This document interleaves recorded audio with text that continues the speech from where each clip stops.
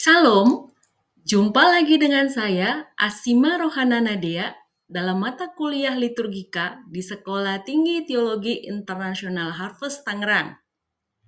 Mata kuliah ini akan kita tempuh sebanyak 16 kali pertemuan, termasuk ujian tengah semester dan ujian akhir semester, di mana setiap kali pertemuan durasinya itu 100 menit.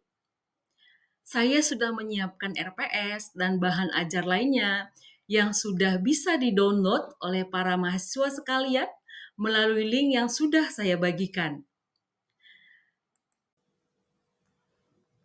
Dan tolong setiap mahasiswa untuk memperhatikan presentasi penilaian dalam mata kuliah liturgika ini. Baik, hari ini kita mau belajar tentang faktor-faktor pembentuk liturgi. Faktor-faktor yang dimaksud di sini ialah berbagai kenyataan yang bersama-sama membentuk terjadinya liturgi. Faktor-faktor ini menghasilkan suatu tatanan ibadah yang konkret di suatu tempat tertentu dalam situasi dan waktu tertentu. Beberapa faktor penting yang dapat kita temukan, 5 diantaranya adalah: yang pertama adalah Alkitab. Alkitab merupakan faktor pertama dan terutama dalam pembentukan liturgi, karena Alkitab adalah firman Allah yang menjadi otoritas tertinggi dalam berbagai aspek kehidupan orang percaya, termasuk di dalam pembuatan liturgi. Yang kedua, ajaran dan corak gereja. Sekalipun bukan merupakan faktor yang mutlak, ajaran dan corak gereja mempengaruhi penetapan liturgi.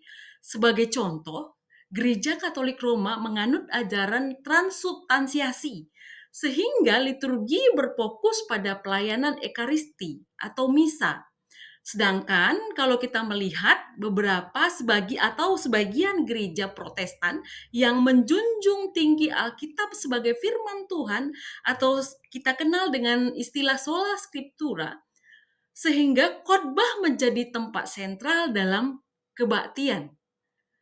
Yang ketiga, sejarah gereja. Sejarah gereja adalah penting untuk diperhatikan. Mengapa? Karena tanpa memperhatikan dan mengenali sejarah, gereja akan kehilangan akarnya.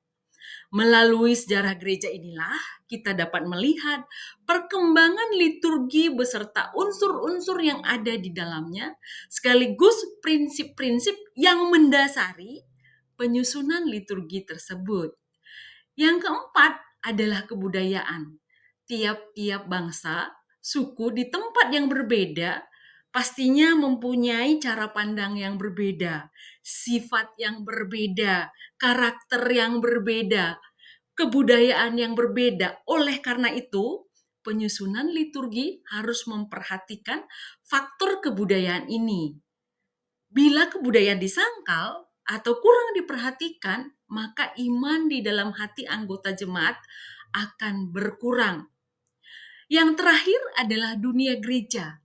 Hal yang dimaksud dengan dunia gereja adalah situasi dan kondisi di mana gereja berada, termasuk di dalamnya bagaimana keadaan ekonomi, iklim, dan juga politik. Sebagai contoh, bila keadaan ekonomi kurang baik dan masyarakat umumnya kurang mampu, maka bangunan gereja pun sangat sederhana atau mungkin memprihatinkan. Alat-alat musik pun sangat sederhana. Bahkan kadang mereka tidak punya alat musik. Demikianlah kelima faktor yang sangat penting untuk diperhatikan supaya setiap usaha dalam pembaharuan dan penyusunan liturgi mempertimbangkan keseluruhan faktor ini dalam menentukan pola liturgi. Terima kasih, Tuhan memberkati.